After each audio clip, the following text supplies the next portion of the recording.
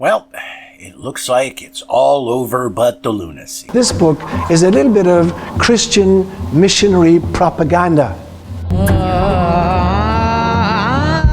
And he perhaps is based upon a well-known literary figure, or perhaps even a historical figure. Now, Didymus is simply the Greek word for twin. It's also used as the Greek word for testicles, for obvious reasons. There are usually two of them. She kissed them. Your fruit shall be without root, and your shoot shall be dried up like a branch scorched by a strong wind. How many of you find this child Jesus an adorable, little, cute little baby? Nobody? Good. I sprinkled my body with the bathwater that his mother had used to wash him off, and in that instant I was healed.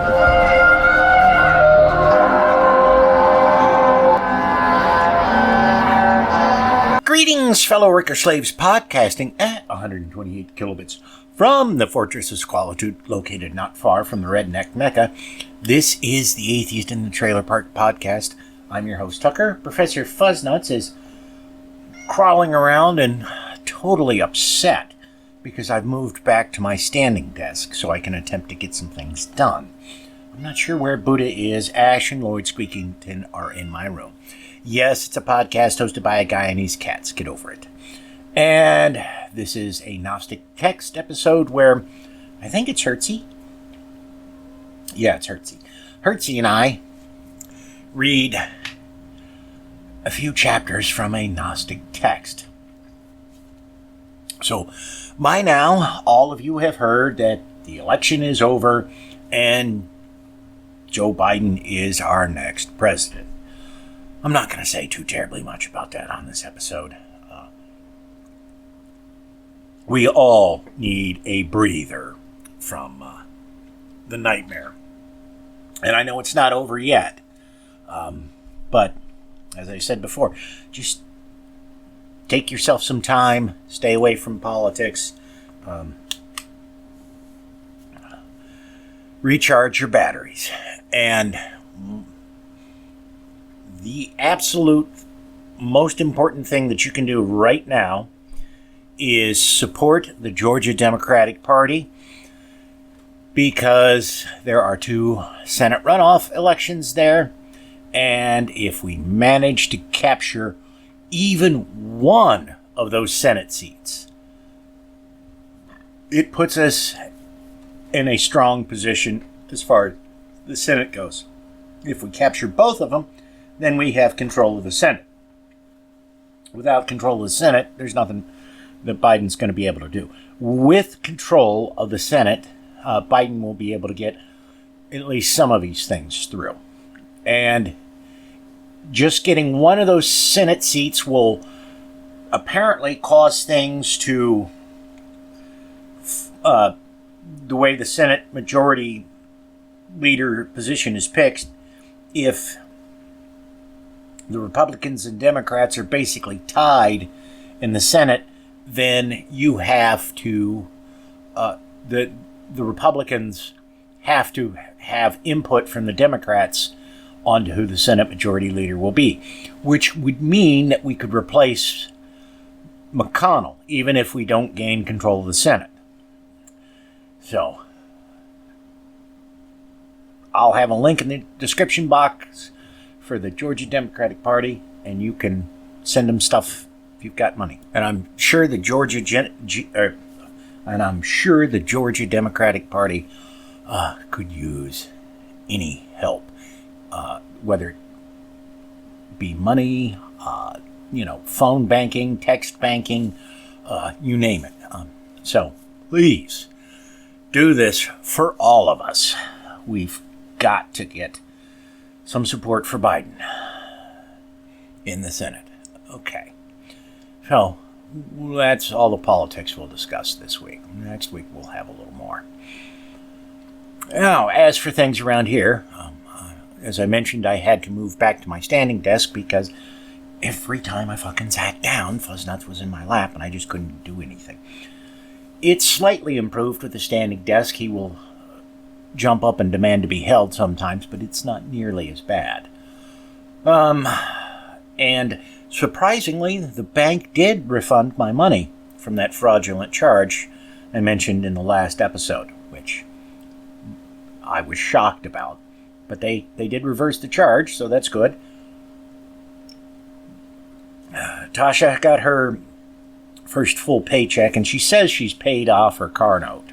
Well, not paid off her car note, but got her car payment caught up. I don't know. One hopes that's the case, but with her mental processes being what they are, there's no way of knowing. Let's see here, what other fun stuff? Oh, yes, I went to work today, and I put in exactly 2.5 hours. Today being Sunday. Technically, I shouldn't have been there at all, and I was waiting up until the time I left for them to text me and say, oh, you don't need to be in here today, take the day off. But no, that's not what happened. And I broke our big scale at work, so oops. Hopefully they can get it fixed by tomorrow. There's this guy who they have, and he's out there at least once a week, if not every day, verifying the scales are accurate, and he's the guy who fixes them, so they can get him out there if they have to, but we'll see. Other fun stuff that's going on since we last spoke. I can't really think of anything. It's deliciously warm. We should... the election came out not as well as we all hoped, but good enough, it looks like. So, I guess with all that out of the way, we'll get to Hertzie and I reading more of this nonsense, and then we'll have a nice long chat next weekend about everything. Now they brought unto Paul bread and water for the sacrifice. Well, that's a pretty pathetic sacrifice. Yeah. I mean, at least wine, that he might make prayer and distribute it to everyone. So he's going to copy off of Jesus' notes. Among whom it befell that a woman named Rufina desired, she also to receive the Eucharist at the hands of Paul. Well then, okay. So the bread and the water aren't the Eucharist? Or is the Eucharist a euphemism? Are we back to the feet situation? Might very well be. Because I'm like, I thought the bread and the water would be kind of a stand-in for the whole... Like, because I thought Jesus was supposed to end all sacrifices. So what are they sacrificing? Who knows? Yeah, this is interesting. And also, doesn't Paul have a significant other in this part, or is that Peter? Your guess is as good as mine. Paul might be a player. Yeah. To whom Paul, filled with the Spirit of God, said as she drew near, Rufina, thou comest not worthily unto the altar of God, arising from beside one that is not thine husband, but an adulterer and an essayist, to receive the Eucharist of God. For behold, Satan shall trouble thine heart, and cast thee down in sight of all them that believe in the Lord, that they which see and believe may know that they have believed in the living God, the searcher of hearts. But if thou repent of thine act, he is faithful that is able to blot out thy sin and set thee free from this sin. But if thou repent not, while thou art yet in the body, devouring fire and outer darkness shall receive thee forever.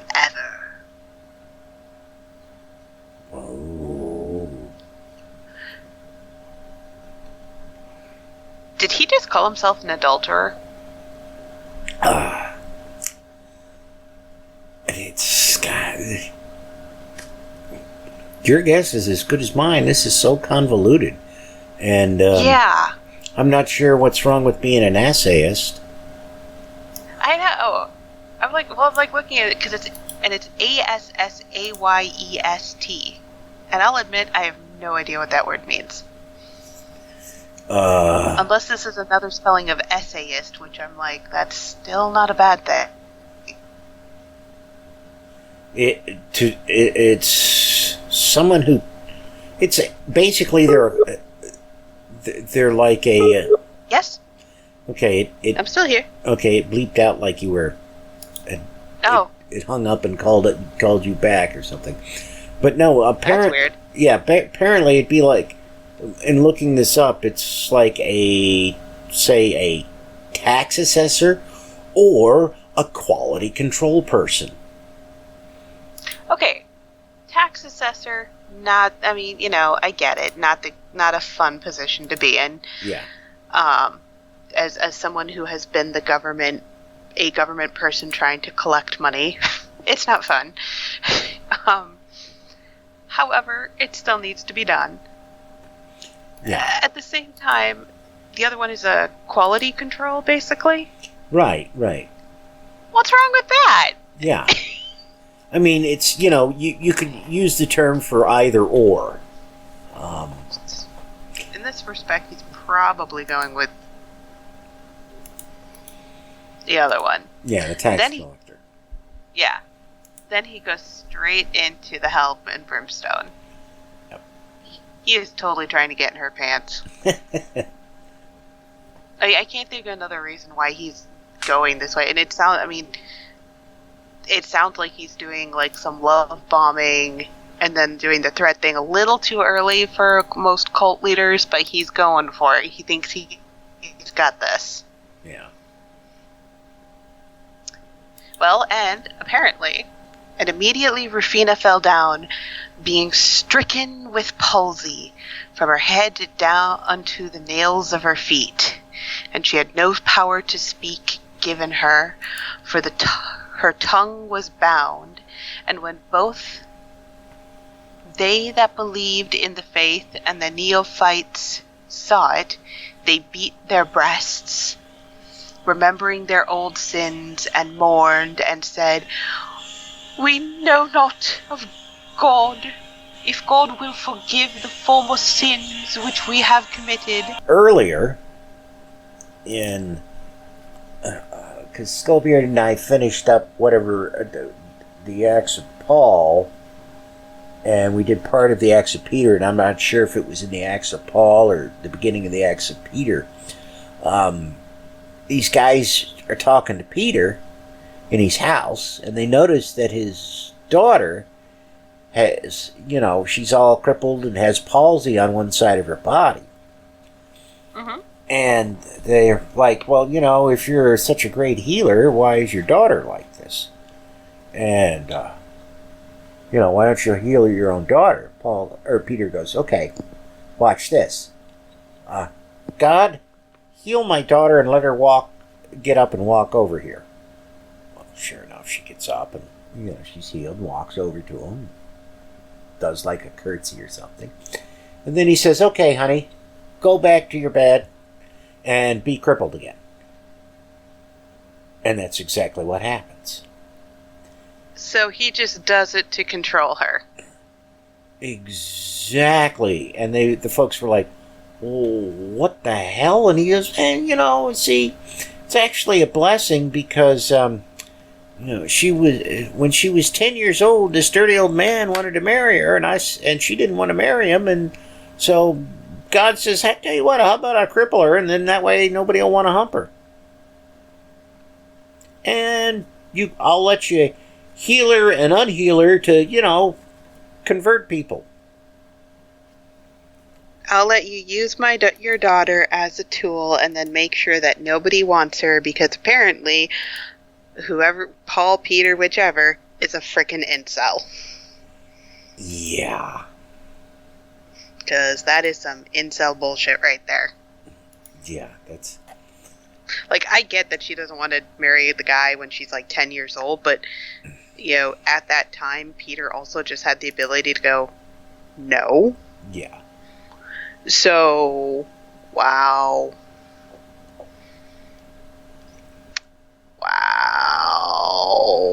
Mm-hmm.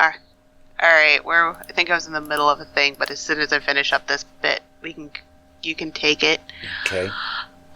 We know not if God will forgive the former sins which we have committed, then works of the tradition of your fathers, and keep yourselves from all the guile and wrath. I realize it's easy to do, but you missed a. Oh, thank heavens, because I think I got lost. Do you want to start with "We know not if God will forgive"? Because I completely got lost. Yeah. Okay. We know not if God will forgive the former sins which we have committed. Then Paul called for silence and said, Men and brethren which now have begun to believe on Christ, if ye continue not in your former works of the tradition of your fathers, and keep yourselves from all guile and wrath and fierceness and adultery and defilement, and from pride and envy and contempt and enmity, Jesus the living God will forgive you that ye did in ignorance. Wherefore, ye servants of God, arm yourselves, every one in your inner man, with peace, patience, gentleness, faith, charity, knowledge, wisdom, love of the brethren, hospitality, mercy, abstinence, chastity. Aren't those the same thing? Kindness, justice.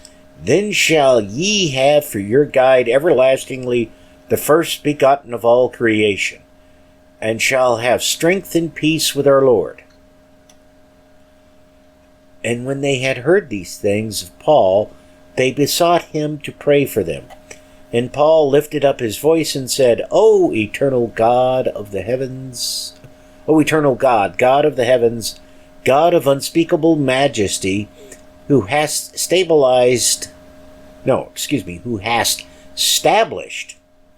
all things by thy word, who hast bound upon all the world the chain of thy grace, Father of thine holy Son, Jesus Christ, we together pray thee through thy Son, Jesus Christ, strengthen the souls which were before unbelieving, but now are faithful. Once I was a blasphemer, now I am blasphemed. Once I was a persecutor, now do I suffer persecution of others. Once I was the enemy of Christ, now I pray that I may be his friend, for I trust in his promise and in his mercy. I count myself faithful, and that I have received forgiveness of my former sins. Wherefore I exhort you also, brethren, to believe in the Lord, the Father Almighty, and to put all your trust in Lord Jesus Christ, his Son, believing in him, and no man shall be able to uproot you from his promise. Bow your knees, therefore, together, and commend me unto the Lord, who am about to set forth unto another nation, that his grace may go before me and dispose my journey aright, that he may receive his vessels holy and believing, that they, giving thanks for my preaching of the word of the Lord, may be well grounded in the faith. But the brethren wept long and prayed unto the Lord with Paul, saying, Be thou, Lord Jesus Christ, with Paul, and restore him unto us whole, for we know our weakness, which is in us even to this day. I swear I have heard some of this before. Yeah. So this is the Apocrypha, but I also know that different versions of the Bible have different stuff. This or something similar might be in the Catholic Bible. Well, there's some of the stuff draws from various sources, so it repeats things that are fair elsewhere. in other texts. So it could be, it could be something in the Catholic Apocrypha, or it could just be something in the Gospels that is similar to, something there. Oh yeah, it was hard for me not to say. Oh God, what would we say after reading something? So saith the Lord, or something like that. Oh man. It's like whenever somebody says, "May the Force be with you," that's knee-jerk reaction to say, "and also with you." Yeah, I know that feeling. Which, admittedly, at least, "May the Force be with you and also with you" does make sense in the Star Wars universe. Yeah. It's just nobody actually does it. And that's one of those things where I could swear that somebody does, but I don't. They. No, I think actually what happens is they everybody just says, "May the Force be with you." Yep. I don't think anybody says, "Oh, and also with you." I think everybody just says, "May the Force be with you," and "May the Force be with you." Yeah, I think one person, there's some people say something like "always," or there may be kind of a more general "May the Force be with you" kind of thing, but yeah. All right, now for I, or 3. I mean. Yeah. And a great multitude of women were kneeling and praying and beseeching Paul, and they kissed his feet. Ha! I knew we were going to get back to feet. I knew it. Paul set up a glory hole. That is the only way to interpret this.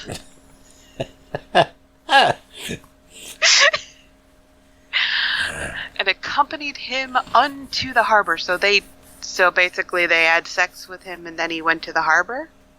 There's a Monty Python skit. Of course, it's horribly dated now, where, and I forget which one it is. He's reading children's stories, and he quickly discovers that, there's something off with the stories. And there's one about, some sailor who liked to hang out down by the pier where the men dressed as ladies. And then at that point he realizes, oh, this story is not for children. I was going to say, because all of a sudden I've got I'm a lumberjack and I'm okay stuck in my head. But I think it was, something like down in Dingley Dell, he was, some kind of, he was a sailor and he used to like to hang out down by the pier with the men dressed as ladies. And there was there was other bits as well that went, that he'd try another story and, oh no, this one is also not something that should be read to children. Sounded almost like a limerick for a moment. Yeah, I don't remember, and I don't have never saw the episode that was from. It was from one of their audio tapes that I had. So that tells you how long ago I had this. Oh yeah. I may or may not have a book of over 3,000 dirty limericks.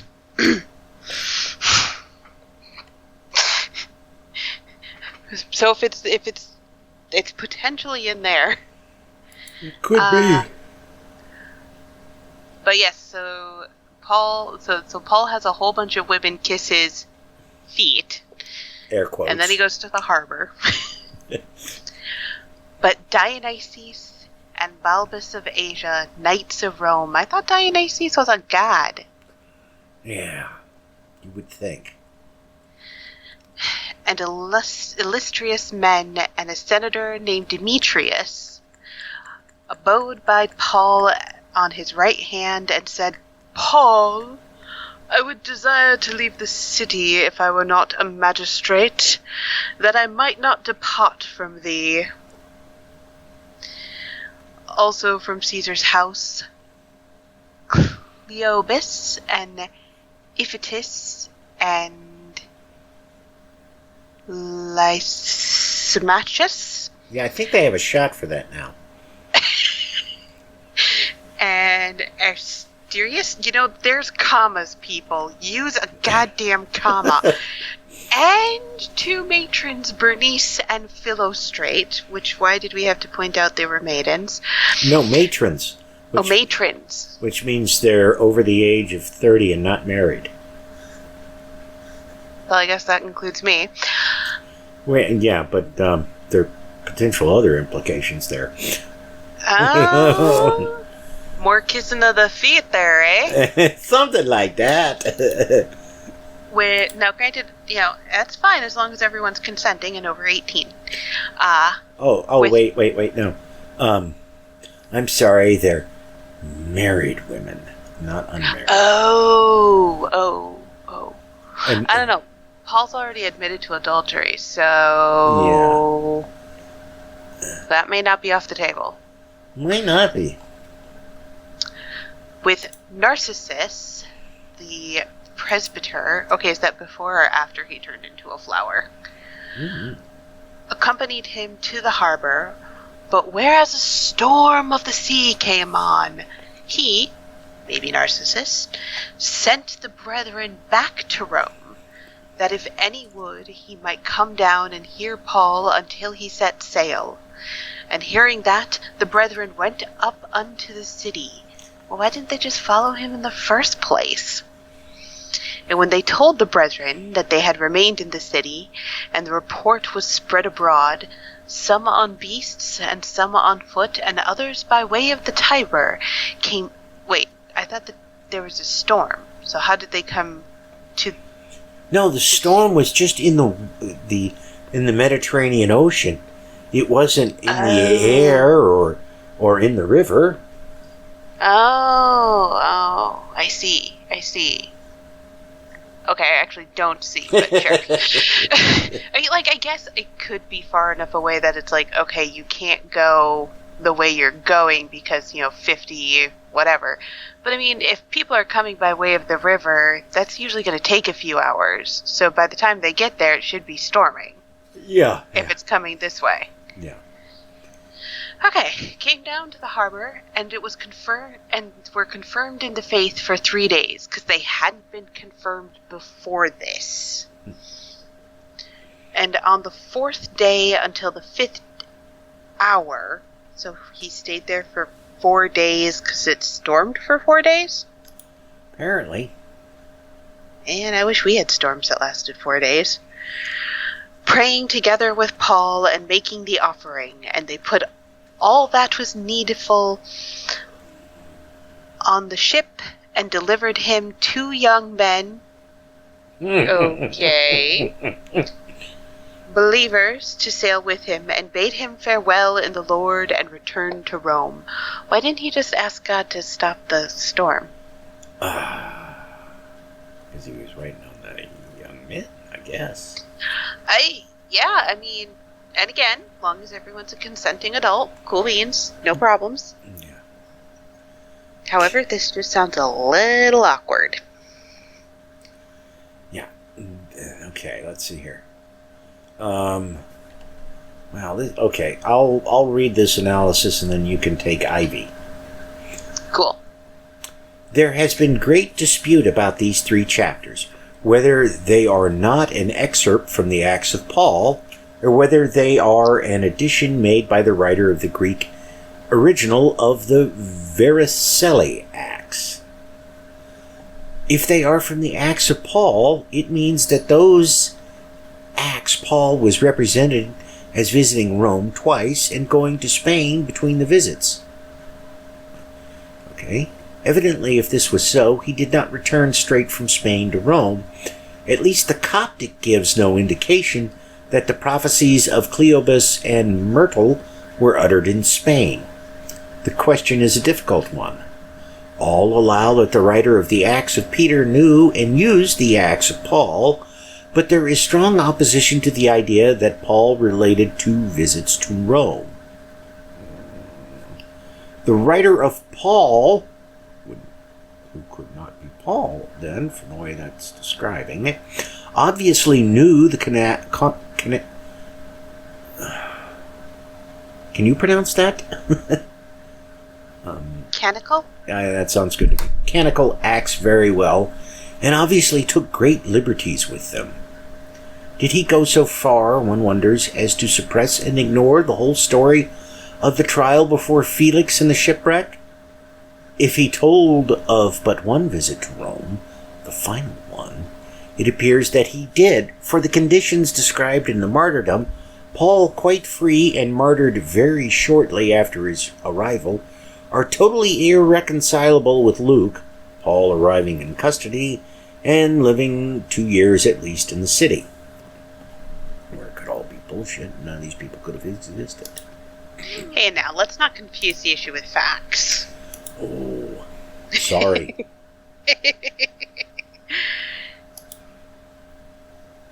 Yeah, I love how it's like, well, if this is the case, it's totally irreconcilable with Luke.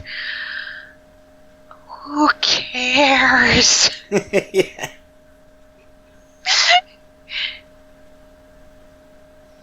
Oh, it's like fan canon, only worse. Yeah.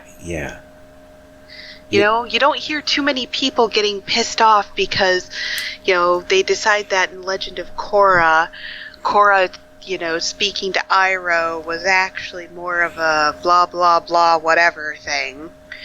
I'm sorry, I haven't actually watched Legend of Korra, so I can't say much of that. It's just the fandom that's stuck in my head.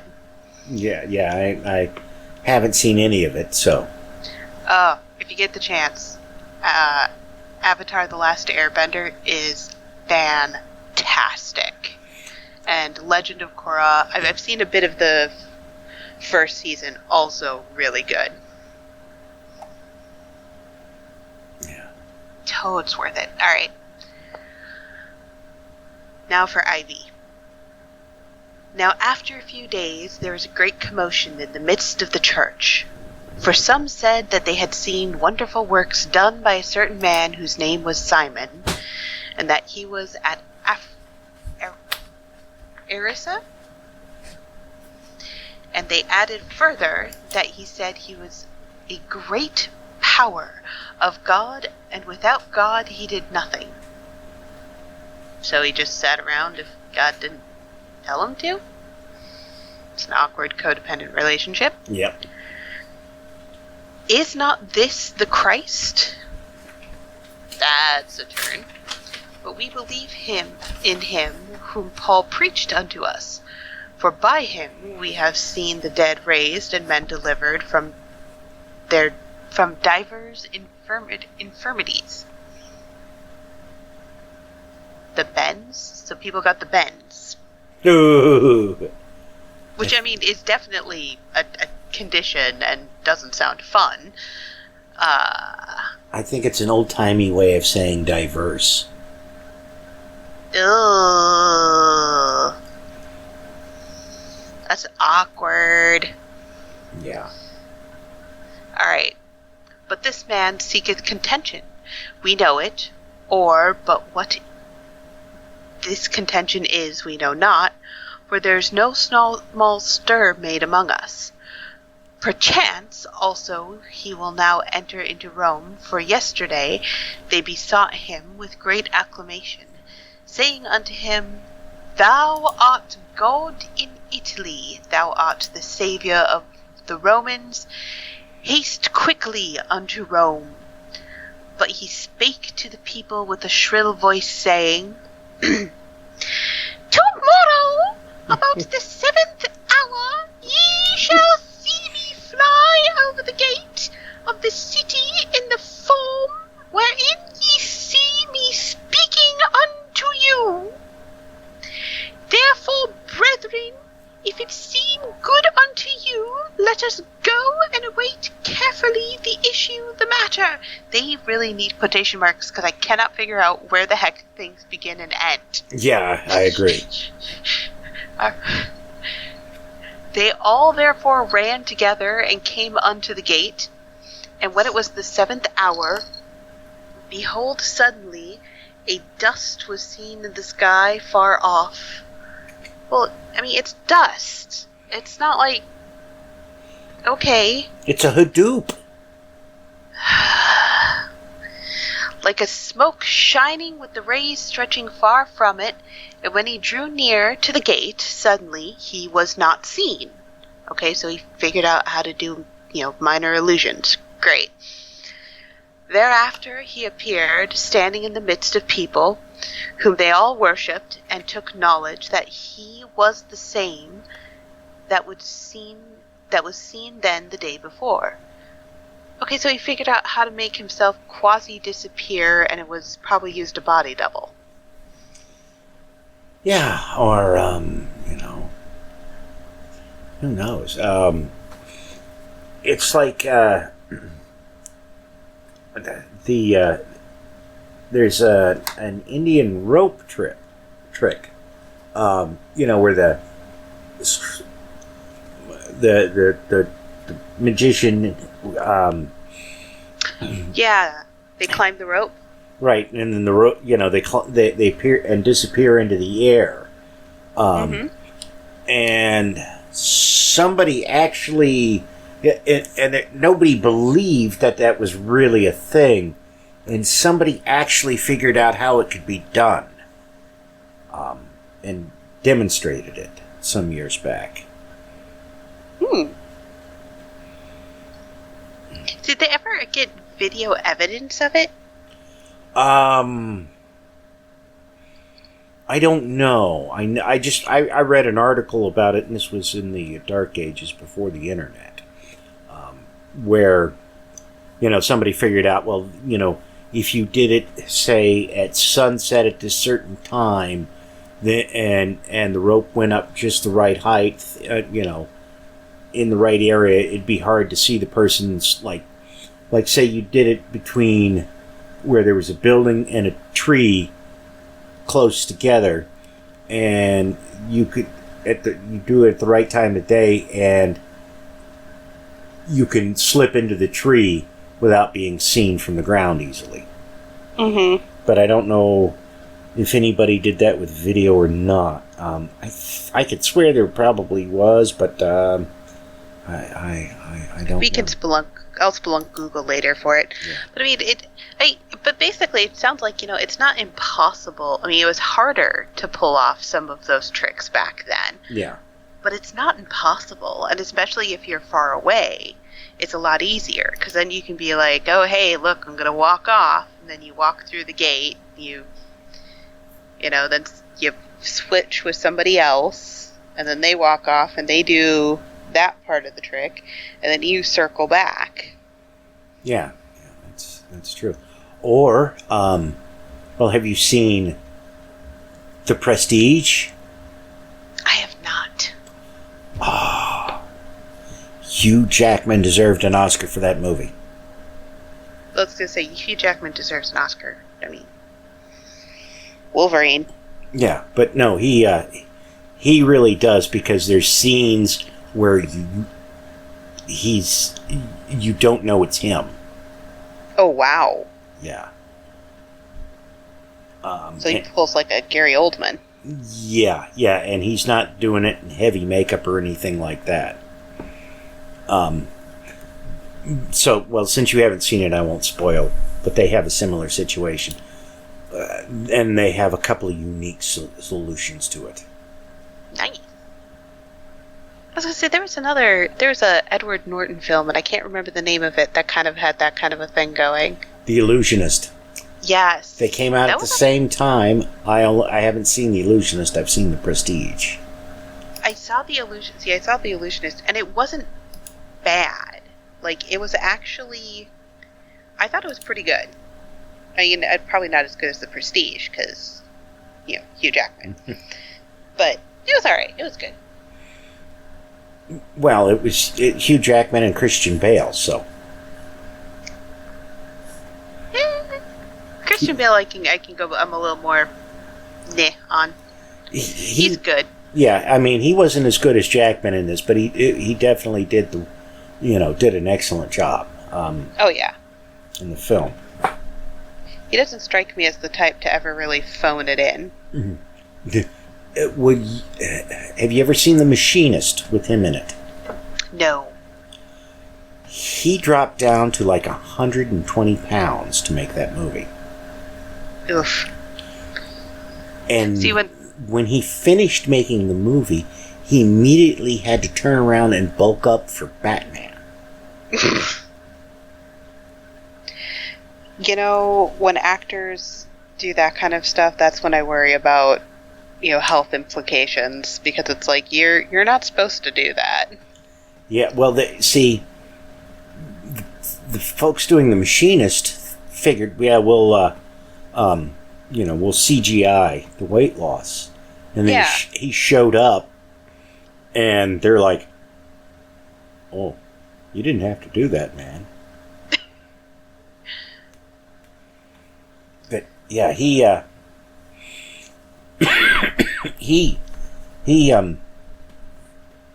said that while he was shooting The Machinist and was talking to Nolan about, doing, Batman Begins, Nolan was like, you gonna be able to get in shape for this? Because I guess Nolan had seen what he looked like, or at least heard what he looked like. Yeah. And Bale was confident, and sure enough, he did. Yeah. Sorry, speaking of Nolan, the Batman movies, not my favorite Batman movies. Really? Yeah. It is reminiscent of some of the comics where because so first off, I grew up with the animated series as my Batman. So, when I think of Batman, I don't think of somebody who's still obsessing over their parents' death and who we have to retell the beginning of over and over and over again. They actually had a rule book for the animated series about things that they would and would not do. And one of them is they would not tell the origin story, and Batman was over his parents' death. Yeah. And I think that helped his character so much. Well, I agree with that. Not that I've seen the animated series, but that's why I liked second one, where Joker's just there. Yeah, that was a little better. It just, the other thing was it was almost as if Nolan did what a lot of directors do, which is they're like, well, I don't want to do the comics, I want to do my own thing. And it's like, well, then don't do a movie that's based on comics, because there are some there are things we are expecting. Yeah, we're expecting Batman to be Batman. I was looking at somebody's post who's much more a comic book person than I am, and he had a great notation about Heath Ledger's Joker, which was Heath Ledger's Joker was not the Joker. No. Not to say that it wasn't a good character, but it's not the Joker. It's the Riddler. Yeah. If they had done the Riddler, it actually would have been a heck of a lot better, but nobody cares about the Riddler. Yeah.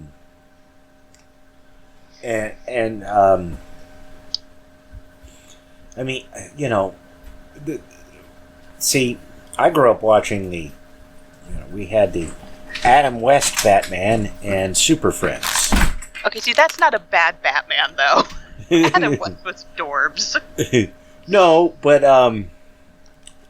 I was a sophomore in college when the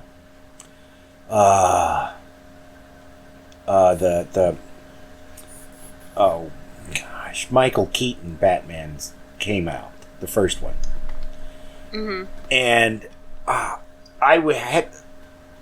couldn't catch it in the theater because of the job schedule I had at the time. I wasn't able to catch it in the theater. And everybody, of course, was just raving over it. So, buddy of mine, when it comes out on video, rents it and insists we got to watch it.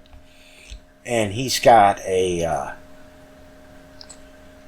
like a 14-inch TV or something like that, was... Oh, yeah. Yeah, and So we put it on, and it opens with Michael Keaton in the bat suit on the roof of a building, flapping his arms and hissing. And my buddy turns and looks at me and goes, "You know, this might have been pretty cool on the big screen, but on a TV, this is kind of gay."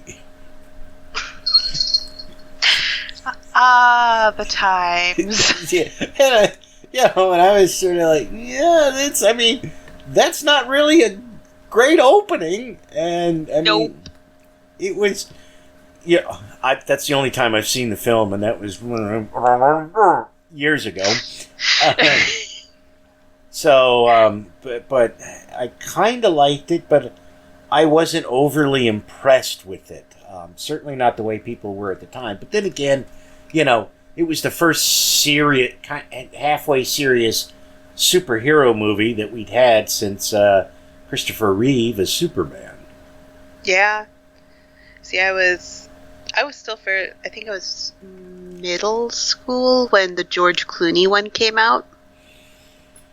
Oh, wow. Yeah. I think, because if I recall correctly, there was like a kid in my middle school who moved, and I remember the teacher saying like that he had tried out for the part. But I could also be misremembering things, since memory is the most fallible thing. Yeah. But anyways, he didn't get the part. But yeah, but it's like, I actually didn't mind that Batman. I know a lot of people hate that Batman for a variety of reasons, but I was like, nah, I kind of liked it. It kind of reminded me of the animated series. The whole thing wasn't about his parents anymore. He had moved on. It had a little bit of camp, but not too much. Yeah. Yeah.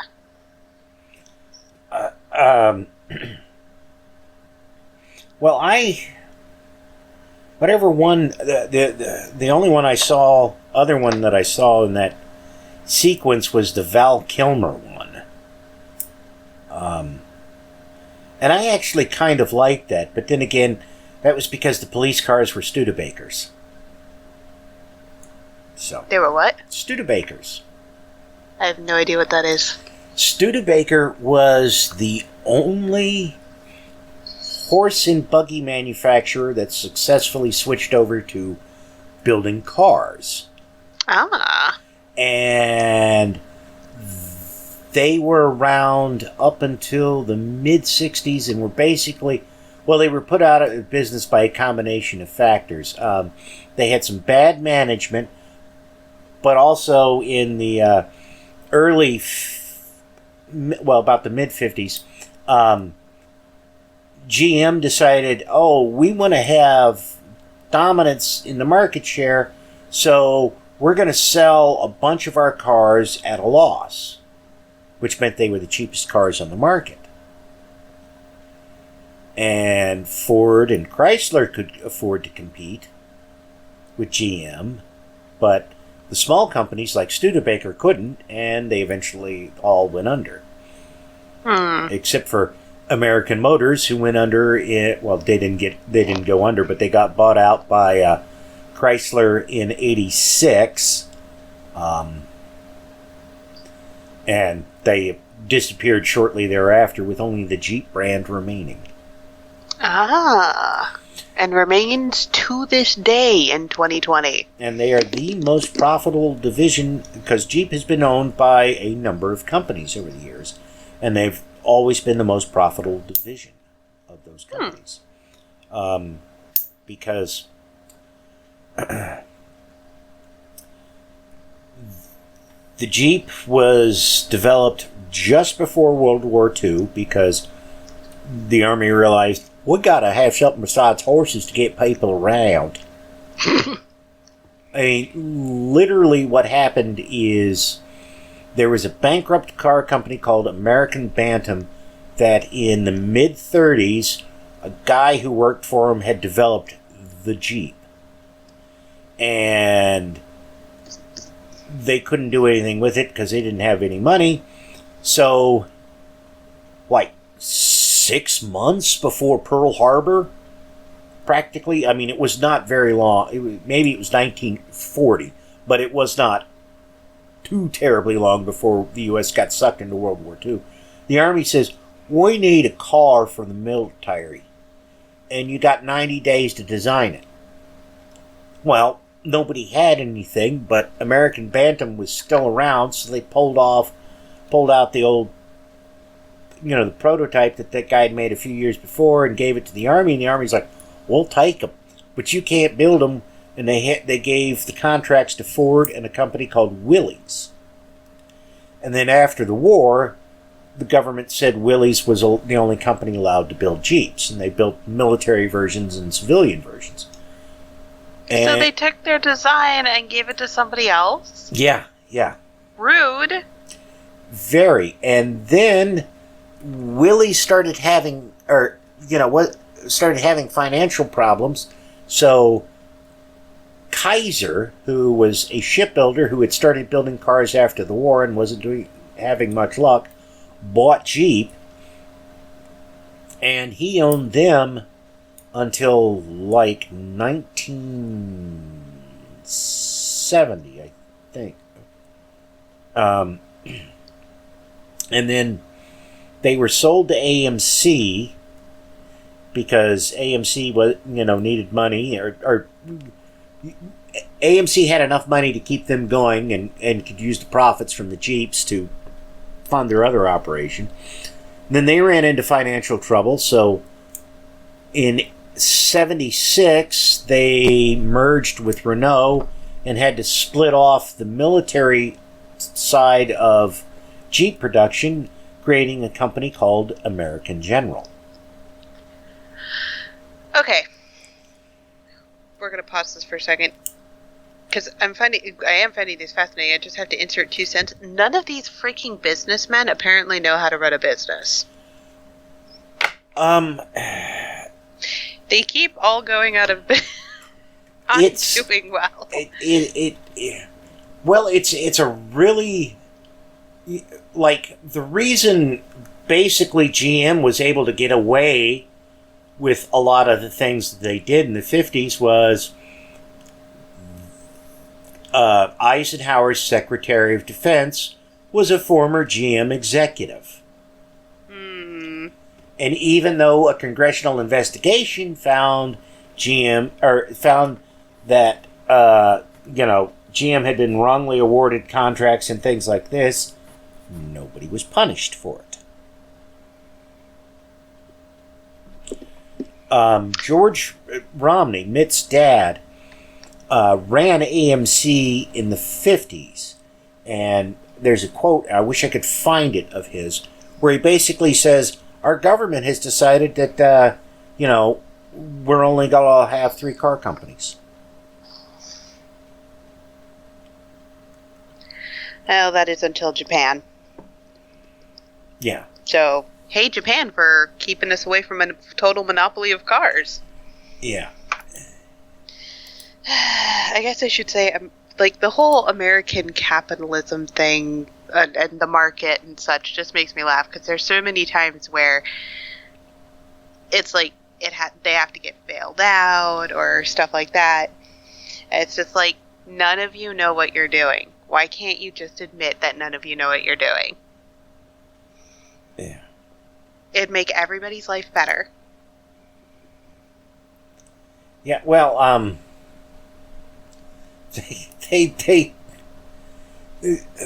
it's,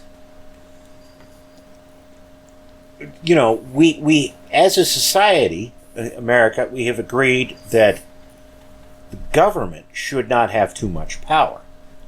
But we cannot seem to grasp the concept that corporations shouldn't have too much power either.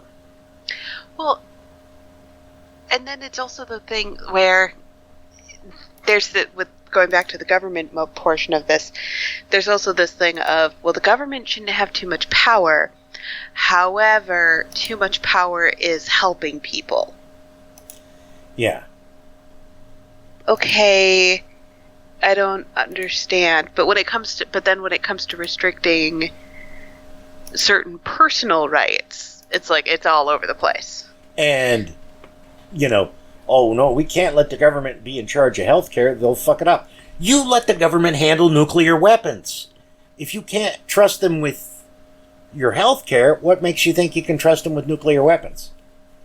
Well, and as a friend of mine posted once, and I 100% agree, we tried it with capitalism.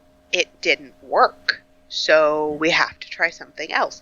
And it's not like there aren't a million plans out there that we can literally copy. Yeah. All right, well, we still have one half of IV if you'd like to take that one. Okay. And the brethren were not a little offended among themselves, seeing, moreover, that Paul was not at Rome, neither Timotheus nor Barnabas, for they had been sent into Macedonia by Paul, and that there was no man to comfort us, to speak nothing of them that had but just become catechumens. What? Yeah, I gotta look that word up. Go gadget Google. A Christian convert under instruction before baptism. And as Simon exalted himself yet more by the works which he did, and many of them daily called Paul a sorcerer, and others a deceiver, of so great a multitude that had been established in the faith, all fell away save Narcissus. You would think he'd be the first one to wander off. He hadn't heard echo yet. The presbyter and 2 women in the lodging of the Bithynians, whatever those are, and 4 that could no longer go out of their house, but were shut up day and night. These gave themselves unto prayer by day and night, beseeching the Lord that Paul might return quickly, or some other that should visit his servants, because the devil had made them fall by his wickedness. So, 2 things. One, again, way too much of this, oh, Paul is leaving us, how terrible. Either the person who wrote this is Paul and just has a terrifyingly overinflated ego, or the person was madly in love with Paul and everyone else was just like, oh my god, he's finally leaving. Second note, Paul is definitely not a sorcerer. He is totally a necromancer. That is a hill I will die on. You can't raise the dead and just call yourself. I don't think you can even do that in sorcerer rules. I don't know. As I say, can you build a necromantic sorcerer? Now I want to see if that's a character I could build. That's it for this episode of The Atheist in the Trailer Park Podcast. You can subscribe to the show on iTunes, Stitcher, as well as just about anywhere else podcasts can be found. Many of the episodes are also on YouTube. Follow the show on Twitter. @TParkAtheist is the show's Twitter handle. It's on Facebook at facebook.com/trailerparkatheist.com. If you happen to like the podcast, please rate it on iTunes. If you'd like to support the podcast, there's a donate button on the show notes page. You can support it via Patreon at patreon.com/TNTucker. Thanks for listening. Say goodnight, Fosnuts. All I know is this violates every canon of respectable broadcasting. Damned cat.